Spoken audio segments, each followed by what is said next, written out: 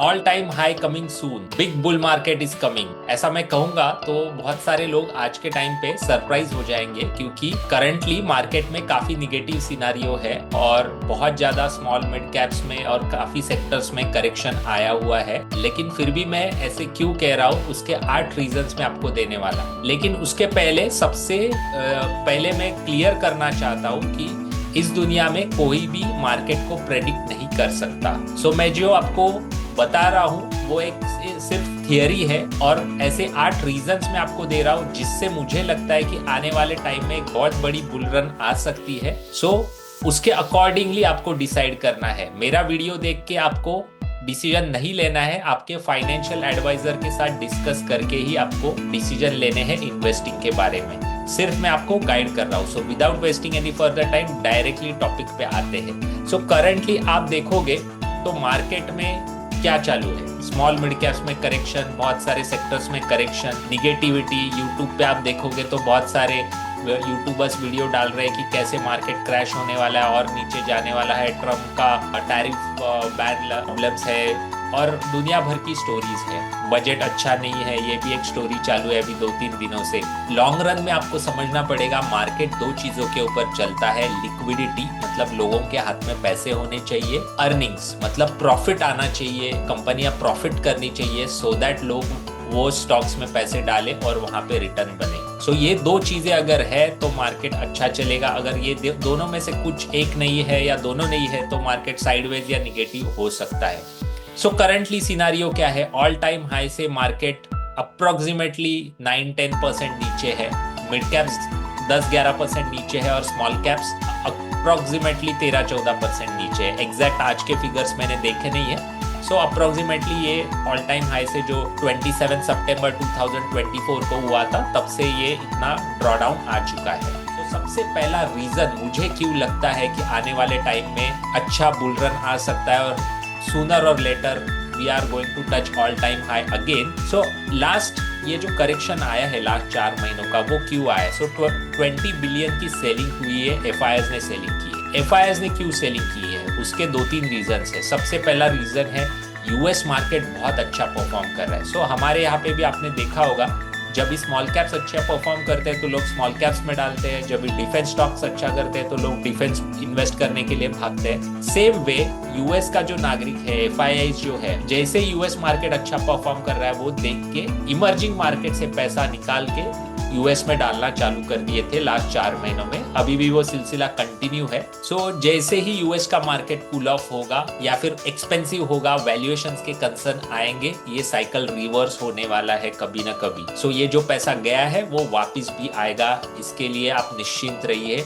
सो जब भी वापस आएगा आपकी पोर्टफोलियो की कंडीशन क्या होगी उसके बारे में आज सोचना चाहिए। सेकेंड रीजन क्या है कि क्यों एफआई सेलिंग हो रही है? सो डॉलर इंडेक्स, डॉलर स्ट्रांग हुई है, डॉलर एज अ करेंसी दूसरे करेंसी से रिलेटिवली बहुत स्ट्रांग हुई है। सो आपने देखा होगा डॉलर इंडेक्स 110 के आसपास था एक 10 दिन पहले, जो कि थोड़ा सा कूल ऑफ होके 107 के आसपास है। ये जब भी 100 के आसपास आ जाएगा ना, आप देखिए इंडियन मार्केट्स में बहुत पैसा आने वाला है एफआईआईएस के थ्रू, और ये जो पैसा है ये टॉप 100 स्टॉक्स में आएगा, स्मॉल और मिड कैप्स में नहीं आएगा ज्यादा पैसा। सो आपको ये ध्यान में रखना है कैटेगोरिकली कि जब भी ये एफआईआईएस का पैसा आएगा तो लार्ज कैप में एक बहुत अच्छी बुल रन आ सकती है। जो यूएस मार्केट का मैंने बताया कि मैग्निफिसेंट 7 जो कहे जाते हैं, जो स्टॉक्स एआई रिलेटेड स्टॉक्स बहुत ज्यादा भाग रहे हैं, लेकिन कभी ना कभी उसमें वैल्यूएशन कंसर्न आने वाले। सो जैसे ये 2-3 रीजन इंडिया के फेवर में आएंगे, जैसे डॉलर कूल ऑफ हो जाएगा, यूएस का बॉन्ड यील्ड जो अप्रोक्सीमेटली 4.92 के आसपास गया था, मतलब सिंपल भाषा में आपको बताऊं तो यूएस गवर्नमेंट की फिक्स डिपॉजिट 5% दे रही है, तो क्यों इंडिया जैसे कंट्री में एक रिस्क लेगा या इमर्जिंग मार्केट में रिस्क लेगा? सो लोगों ने बहुत प्रॉफिट यहाँ पे बताया था, सो वो पैसा प्रॉफिट बुक करके एफडी में डाल रहे हैं, वहां पे बॉन्ड्स में गवर्नमेंट के इन्वेस्ट कर रहे हैं। सो इसके वजह से ये एफआईआई सेलिंग हुआ है और ये जो साइकिल है वो टर्न होने वाला है। इसका सबसे बड़ा बेनिफिशियरी टॉप 100 स्टॉक होंगे और टॉप 100 स्टॉक्स में सबसे ज्यादा वेटेज है बैंकिंग, कंज्यूमर और एफएमसीजी स्टॉक्स का। सो ये बेनिफिशियरी होने वाले। कैटेगोरिकली ये 3 सेक्टर्स ही मैं क्यों बोल रहा हूँ उसके बारे में मैं आने वाले ये आज के वीडियो में बताने वाला हूँ। रीजन नंबर सेकंड क्यों मुझे लगता है कि बुल रन कायम रहेगी या फिर यहाँ से बहुत बड़ी बुल रन आ सकती है। एसआईपी इनफ्लोज आप देखिए, इसके पहले कैसे होता था, 10-15 साल पहले, इवन 5 साल पहले एफआई सेलिंग होती थी, मार्केट नीचे आता था, इंडियन लोग भी सेलिंग करना चालू करते थे, एसआईपी बंद होती थी। आज ऐसे नहीं हुआ है, लास्ट 4 महीने से कंटिन्यूस एफआई सेलिंग हो रही है। हाँ, मार्केट नीचे आ रहा है लेकिन एसआईपी इनफ्लोज नहीं कम हुए हैं, इनफैक्ट वो बढ़े हैं। सो डोमेस्टिकली बहुत पैसा इन्वेस्ट हो रहा है, एफआई का पैसा निकल जा रहा है लेकिन वो कभी ना कभी रिवर्स होगा। सो ये इसके वजह से जब भी वो रिवर्स होगा बहुत ज्यादा लिक्विडिटी इंडियन मार्केट्स में आएंगी। सो जैसे मैंने स्टार्ट किया था ये वीडियो का कि 2 चीजें चाहिए, earnings and liquidity. So liquidity बहुत ज्यादा है इंडियन मार्केट्स में और आने वाली है, एफआईज ऐसे ही रिवर्स करेंगे। आगे बढ़ने से पहले मेरा एक वेबिनार है, pre webinar, stop bleeding your wealth, hidden financial traps.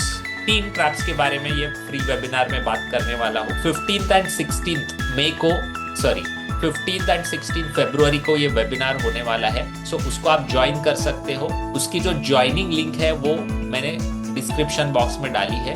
Joining link आपको एक व्हाट्सएप ग्रुप में मिलेगी। व्हाट्सएप ग्रुप का नाम है happy rich secrets. Every Saturday Sunday में फ्री वेबिनार्स कंडक्ट करता हूँ। सो आपको अगर ये फ्री वेबिनार्स अटेंड करने हैं तो व्हाट्सएप ग्रुप तुरंत ज्वाइन कर सकते हो। सो ये वेबिनार 15th एंड 16th फरवरी को होने वाला है, वो आप ध्यान में रखिए। अभी coming back to topic, reason number 3 मुझे क्यों लगता है कि ऑल टाइम हाई जल्दी ही आने वाला है। ये जो बजट है ना वो बहुत रेवोल्यूशनरी बजट है, ऐसा मैं कहूंगा। क्योंकि अच्छा बजट मतलब क्या है? सो 3 चीजें हमें चाहिए as a normal common man, आम आदमी। हमें 3 चीजें चाहिए एज ए इन्वेस्टर, हमें 3 चीजें चाहिए। सबसे पहला टैक्स रिलीफ चाहिए, जो कि एक बजट में काफी अच्छा मिल चुका है। दूसरा है इंफ्रास्ट्रक्चर के ऊपर गवर्नमेंट ने स्पेंडिंग करना चाहिए, सो दैट इंडिया में अच्छा इंफ्रास्ट्रक्चर बने और हमारा लाइफ अच्छा हो जाए, क्वालिटी ऑफ लाइफ बढ़ जाए और इन अ वे इंडियन इकोनॉमी को भी उसका बेनिफिट हो जाए और हमारे जो पोर्टफोलियो में स्टॉक्स है अलग अलग, जो infrastructure related, capex related stocks है, वो अच्छा परफॉर्म करेंगे, हमें अच्छे रिटर्न्स मिल जाएंगे। सो कैपेक्स के ऊपर स्पेंडिंग होना चाहिए। सो ये बजट में क्या हुआ था और जो न्यूज और मीडिया ने कैसा कंफ्यूज कर दिया लोगों को, मैं बताता हूँ आपको। 2020 से लेके आज तक गवर्नमेंट ने कैपेक्स का जो बजट था वो एवरी बजट में एवरी ईयर काफी ज्यादा बढ़ा है। मतलब 2023 में जो बजट था उसका एग्जैक्टली अप्रोक्सीमेटली डबल आज का बजट है 2026 का financial year for capex growth. So economy के 3 पहिए होते हैं, government spending, corporate spending and individual spending. So आज आप देखोगे लास्ट 4 साल में गवर्नमेंट स्पेंडिंग, जो कैपेक्स स्पेंडिंग हुई थी वो डबल हो चुकी है। उसके वजह से इकोनॉमिक साइकिल बहुत अच्छी तरीके से चला, जीडीपी अच्छी तरीके से चला, मार्केट में उसका रिफ्लेक्शन आया और रिटर्न्स अच्छे बने। अभी एक लिमिट होती है गवर्नमेंट स्पेंडिंग की। सो गवर्नमेंट ने ये साल कैपेक्स का जो बजट था वो बढ़ाया नहीं, जो लास्ट ईयर था उसको ही कंटिन्यू किया। लेकिन लास्ट ईयर में एक इवेंट घटी थी, इंडिया में जनरल इलेक्शंस हुए थे। सो जनरल इलेक्शन में आचार संहिता लगती है, जिसके वजह से जो कैपेक्स का जो बजट था वो पूरा गवर्नमेंट ने यूटिलाइज नहीं किया। बजट था 11.5 लाख करोड़, उसमें से 10.2 लाख करोड़ स्पेंड हो गए लास्ट ईयर में, मतलब ये चालू साल में, करंट ईयर में। सो नेक्स्ट ईयर के लिए 11.5 लाख करोड़ का बजट कैपेक्स के लिए दिया है गवर्नमेंट ने, जो कि लास्ट ईयर का जो बजट था उसके हिसाब से ही है, मतलब सेम है, लेकिन स्पेंडिंग कम की थी गवर्नमेंट ने। सो आप देखोगे कि स्पेंडिंग ये साल, आने वाले साल में ज्यादा होगी कैपेक्स के ऊपर, जो कि अच्छी बात है। इंफ्रास्ट्रक्चर स्टॉक्स अच्छे चलेंगे, रिलेटेड अच्छी ग्रोथ आएगी। तीसरा चीज हमें क्या चाहिए as a investor, fiscal deficit control में होना चाहिए, मतलब गवर्नमेंट का खर्चा और गवर्नमेंट की आमदनी इसमें कम डिफरेंस होना चाहिए। सो कोविड के टाइम पे अप्रोक्सीमेटली 9% का डेफिसिट था, वो धीरे धीरे नीचे आके 4.4 पे आया है। इससे क्या होता है, सो आरबीआई इंटरेस्ट रेट घटाने के चांसेस बढ़ जाते हैं जब भी फिस्कल डेफिसिट कंट्रोल में रहता है, डेट टू जीडीपी कंट्रोल में रहता है। सो ये चारों चीजें बजट में आपको दिखेंगी। एक तो कैपेक्स ग्रोथ इंक्रीज होगी compare to last year, tax reliefs मिले हैं, टैक्स रिलीफ्स अप्रोक्सीमेटली आप देखोगे तो 12 लाख टू 25 लाख का अगर आपका एनुअल इनकम है तो अप्रोक्सीमेटली 1,10,000 रुपए आपके बचेंगे। सो अगर फैमिली में 2 जन है तो अप्रोक्सीमेटली 2 लाख रुपए की बचत होगी टैक्स की आपके घर में। सो 2 लाख की बचत होगी तो आप देखिए सिर्फ मंथली आप 15-20 हज़ार की सेविंग नहीं होगी, 15-20 हज़ार का ईएमआई इंक्रीज हो सकता है। सो ईएमआई से ज्यादा बड़ी चीज हम खरीदी कर सकते हैं, जिसके वजह से जो कंजम्पशन रिलेटेड स्टॉक्स है उसका सेल बढ़ सकता है, रैली आ सकती है। प्लस जैसे मैंने स्टार्टिंग में ही कहा आपको कि 3 पहिए होते हैं इकोनॉमी के, कॉर्पोरेट्स, गवर्नमेंट एंड इंडिविजुअल। सो तीनों पहिए चलेंगे एक साथ। लास्ट 4 साल में सिर्फ गवर्नमेंट चल रहा था due to capex growth. Tax relief के वजह से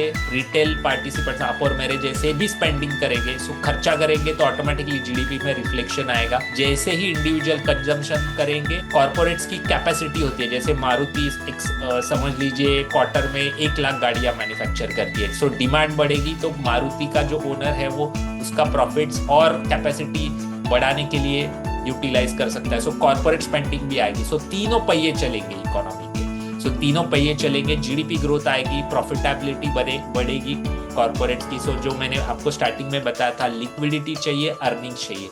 सो आने वाले साल में कंज्यूमर स्टॉक्स में आपको अर्निंग्स दिखेंगे, आने वाले स्टॉक। सो उसका इम्पैक्ट आएगा। फोर्थ चीज मुझे क्यों लगता है कि ऑल टाइम हाई बहुत जल्दी ही आने वाला है, उसका रीजन है 8 दिन पहले गवर्नमेंट ने एक अनाउंसमेंट की थी 8th पे कमीशन की। जो गवर्नमेंट एम्प्लॉइज है उनको 8th पे कमीशन मिला है और वो लागू होगा फ्रॉम 1 जनवरी 2026। सो इसके पहले जब भी 7th पे कमीशन था, 6th पे कमीशन था, at that point of time, एक एग्जांपल देता हूँ, ग्लोबल फाइनेंशियल क्राइसिस अक्टूबर सितंबर 2008 के टाइम पे था। निफ्टी वो साल में 60% नीचे आया था और गवर्नमेंट ने अक्टूबर 2008 में 6th पे कमीशन का अनाउंसमेंट कर दिया था वो टाइम की गवर्नमेंट ने। और अक्टूबर, नवंबर, दिसंबर ग्लोबल मार्केट प्रॉब्लम में है, इंडिया में मार्केट प्रॉब्लम में है, लेकिन मारुति ने सबसे हाईएस्ट सेल किए हैं वो क्वार्टर में, अक्टूबर, नवंबर, दिसंबर 2008। आज भी नंबर्स निकाल के दे सकते हो। उसके जैसा क्वार्टर आज तक मारुति ने अचीव नहीं किया है। सबसे ज्यादा व्हीकल्स बेचे थे। ट्रिगर पॉइंट था 6th पे कमीशन। सो 7-8 पे कमीशन अभी अनाउंस हुआ है। सो उसका भी ऑटोमेटिकली कंजम्पशन के ऊपर बहुत इम्पैक्ट आएगा, कॉर्पोरेट स्पेंडिंग के ऊपर उसका इम्पैक्ट आएगा। ये आप देखोगे आने वाले टाइम में। और हमेशा आप देखिए मार्केट इकोनॉमी से आगे चलता है। जो इकोनॉमी में हो सकता है आने वाले टाइम में, उसका रिफ्लेक्शन आपको जल्दी ही दिखाई देगा मार्केट्स में। सो ये रीजन नंबर 4 था। Reason number 5, RBI policy meet है 7 फरवरी को। आज हम बैठे हैं 5 फरवरी को। मेरा वर्ड मार्क करके लीजिए, ये रेट कट करेंगे, लोन के रेट घटेंगे 7 फरवरी को। इसका रीजन क्या है? सो आरबीआई हमेशा जो इकोनॉमी में महंगाई का दर होता है उसको कंट्रोल करने की कोशिश करती है। महंगाई किसके ऊपर डिपेंड करती है? सो इकोनॉमिक्स में नहीं जाऊंगा, सिंपल भाषा में आपको बताऊंगा। गवर्नमेंट का डेट कितना है, कर्जा कितना है। अगर कर्जा ज्यादा होगा ऑटोमेटिकली महंगाई बढ़ती है। गवर्नमेंट का फिस्कल डेफिसिट ज्यादा होगा, महंगाई आउट ऑफ कंट्रोल जाता है तो महंगाई बढ़ सकती है। सो महंगाई कंट्रोल में लाने के लिए गवर्नमेंट जो कर सकती थी, फिस्कल डेफिसिट कंट्रोल करना और डेट टू जीडीपी कम करना। डेट टू जीडीपी मतलब हमारे पर्सनल लाइफ में कैसा है कि मेरे ऊपर बहुत ज़्यादा होम लोन है, मान के चलते हैं। मेरा कमाई है 2 लाख रुपीज़ और मैं ईएमआई भरता हूँ समझ लीजिए 1,20,000 रुपीज़ का, और इंटरेस्ट रेट बढ़ जाता है या कोई खर्चे आ जाते हैं मेरे ऊपर। सो बहुत ज़्यादा मेरे लाइफ के ऊपर स्ट्रेस आएगा। सो सेम वे गवर्नमेंट के बैलेंस शीट के ऊपर भी स्ट्रेस आता है जब भी लिवरेज ज़्यादा होता है, डेट ज़्यादा होता है। तो ये बजट में काफ़ी अंडल चीजें की है गवर्नमेंट ने, जिसके वजह से फिस्कल डेफिसिट घटेगा और डेट टू जीडीपी नेक्स्ट 5 साल में बहुत कंट्रोल में आने वाला है। सो उसके वजह से आरबीआई के पास रूम है रेट कट करने की। और मेरा ये मानना है कि 7 को आरबीआई रेट कट करेगी और जैसे ही ये टैक्स के बेनिफिट मिलना चालू होंगे, लोगों को 10-15 हज़ार एक्स्ट्रा सेव होना चालू होंगे, उससे ईएमआई बढ़ेंगे,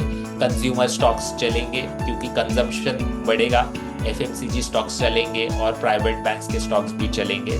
सो जैसे मैंने ये यूट्यूब वीडियो में ही कहा था आपको कि टॉप 100 स्टॉक्स में सबसे ज़्यादा weightage private banks, financial services, consumption और एफएमसीजी का है। सो ऑटोमेटिकली आपको रैली दिखेगा। रीजन नंबर 6 है ट्रम्प टैरिफ वॉर्स। सो ट्रम्प काफी सारा मीडिया में चालू है। अभी 2 दिन पहले ही सैटरडे नाइट को ऑफिशियल यूएस गवर्नमेंट ने अनाउंस किया कि मेक्सिको और कनाडा के ऊपर उन्होंने टैरिफ लगाया 25% का, और चाइना के ऊपर कुछ आई गेस 10% का टैरिफ लगाया। लेकिन एक दिन के अंदर 24 घंटे के अंदर उन्होंने 1 महीने के लिए उसको डिफर कर दिया। सो ये निगोशिएशन टैक्टिक्स है, आपको समझना पड़ेगा। इससे ये 25% वगैरह टैरिफ नहीं लग सकता है कोई कंट्री के ऊपर, क्योंकि उसमें दोनों कंट्री का नुकसान होता है। महंगाई बढ़ती है जो कंपनी टैरिफ लगाती है उसका, और बहुत नुकसान होता है। सो ये नहीं होने वाला है, ये सिर्फ आर्म ट्विस्टिंग टैक्टिक्स है। सो बजट जैसे ही आया सैटरडे के दिन, बहुत अच्छा बजट था, उसको एनालाइज करने में लोगों के 2-3 दिन गए। मंडे को मार्केट खुला, लेकिन ये न्यूज़ पे खुला कि ट्रंप ने कनाडा और मेक्सिको के ऊपर 25% टैरिफ लगाया है। सो इंडियन लोगों को भी टेंशन होने लगा और इंडिया में सेलिंग आया मंडे को। और जैसे ही वो न्यूज़ आया कि 1 महीने के लिए डिफर किया है टैरिफ, 25% का टैरिफ, सो वापस आपने देखा अच्छे बजट के वजह से मार्केट में एक जोरदार रैली आया है लास्ट 2 दिन तक, आप देख सकते हो। सो ये सिर्फ आर्म ट्विस्टिंग टैक्टिक्स है। लॉन्ग रन में मुझे नहीं लगता है इंडिया के फंडामेंटल्स के ऊपर इसका बहुत कुछ ऐसा मेजर इम्पैक्ट होने वाला है, लेकिन कोई प्रेडिक्ट नहीं कर सकता है। At this point of time ये सिर्फ निगोशिएशन टैक्टिक्स दिखते हैं, और यूएस इकोनॉमी को इसका ज़्यादा इम्पैक्ट पड़ेगा, यूएस मार्केट को इसका ज़्यादा इम्पैक्ट पड़ेगा। अगर यूएस मार्केट कूल ऑफ होता है, direct beneficiary will be the Indian markets, ऐसा मेरा मानना है। रीजन नंबर वैल्यूएशंस आप देखिए करंटली। सो जो यूट्यूब में बहुत डूम्स एंड ग्लूम सिनारियो काफ़ी यूट्यूबर्स ने पेश किया है कि मार्केट अभी 21,000 हो सकता है, और बहुत सारी चीज़ें। आप लेटेस्ट जीएसटी के नंबर्स देखिए। जीएसटी नंबर्स 1,96,000 करोड़ का जीएसटी कलेक्शन है जनवरी महीने का, जनवरी 2025 का। जनवरी 24 से ये जंप है, अप्रोक्सीमेटली 20% का जंप है। सो आप देख सकते हो जीएसटी कलेक्शन ये सीधा दिखाता है कि इकोनॉमिक एक्टिविटी कितना चालू है इकोनॉमी में। सो जितना ज़्यादा जीएसटी उतना ज़्यादा बिजनेस, उतना ज़्यादा प्रॉफिट, ये आपको समझना पड़ेगा। सो जीएसटी नंबर सुपर है ये जनवरी के, क्लियरली दिखाता है कि इंडियन इकोनॉमी कोई भी ऐसे डूम्स एंड ग्लूम सिनारियो में नहीं है। अर्निंग्स आएंगे, ये जो क्वार्टर है उसके रिजल्ट्स भी अच्छे आए हैं, डिसेंट आए हैं इंडियन कॉर्पोरेट्स के। सेकंड डेटा कल ही आया था, पीएमआई नंबर्स। पीएमआई नंबर्स मतलब क्या है? मैन्युफैक्चरिंग का एक डेटा है कि वेंडर्स और सिंपल भाषा में आपको बताता हूँ, वेंडर्स और जो मैन्युफैक्चरर्स है उसमें कितना ट्रेड हो रहा है। सो कंपेयर टू दिसंबर, जनवरी का नंबर इंक्रीज हुआ है, मतलब इकोनॉमिक एक्टिविटी बढ़ी है। On top of it FI selling की वजह से मार्केट कूल ऑफ हुआ है, जो कि एक्सॉर्बिटेंट वैल्यूएशंस थे सितंबर के क्वार्टर में, वो काफी डिसेंट लेवल पे आए हैं। सो फॉरवर्ड अर्निंग्स आप देखोगे एस्टिमेटेड FY26 के इस पे अप्रोक्सीमेटली 19 के पीई पे सेंसेक्स निफ्टी है, जो कि डिसेंट वैल्यूएशन माना जा सकता है। सो ये 7 रीजंस मैंने आपको बताए, ऑल टाइम हाई जल्दी ही हम अचीव करने वाले हैं। इसका कंक्लूजन क्या है? सो कंक्लूजन है, वापस मैं रिट्रेट करता हूँ, स्मॉल एंड मिड कैप से दूर रहिए। Small and mid cap mutual fund से दूर रहिए। स्मॉल एंड मिड कैप में ऐसी कंपनियां हैं जो बहुत अच्छा करेंगी आने वाले टाइम में, लेकिन as a portfolio, small cap mid cap portfolio mutual funds में मुझे नहीं लगता है कि ज्यादा अच्छा कर सकते 1, 1.5, 2 साल के लिए। सो अगर उसमें आपने एक्सॉर्बिटेंट प्रॉफिट बनाया है तो वो आप प्रॉफिट बुक कर सकते हो, ऑफकोर्स आपके फाइनेंशियल एडवाइजर के सलाह से, और वो प्रॉफिट आप ऐसे सेक्टर्स में डाल सकते हो। तो कौन से सेक्टर्स है? बैंकिंग एंड फाइनेंशियल बॉटम पे है। एनालिसिस के हिसाब से ये कोविड के टाइम पे जितना बैंकिंग एंड फाइनेंशियल बॉटम पे था, अप्रोक्सीमेटली वही लेवल पे है, उससे भी ज्यादा लेवल पे है। सो वहाँ पे एक अपॉर्चुनिटी है, और मैंने बहुत सारे रीजंस बताए जहाँ से बैंकिंग एंड फाइनेंशियल्स में एक बड़ी रैली आ सकती है। सेकंड, मैं आपको बता सकता हूँ कि एफएमसीजी और कंजम्पशन स्टॉक्स भी आप देखिए, उसके रीजंस मैंने यूट्यूब वीडियो, यही वीडियो में दिए हैं। सो स्मॉल कैप से और मिड कैप से दूर रहना, बैंकिंग, फाइनेंशियल्स और एफएमसीजी कंजम्पशन रिलेटेड स्टोरीज में आप इन्वेस्ट कर सकते हो।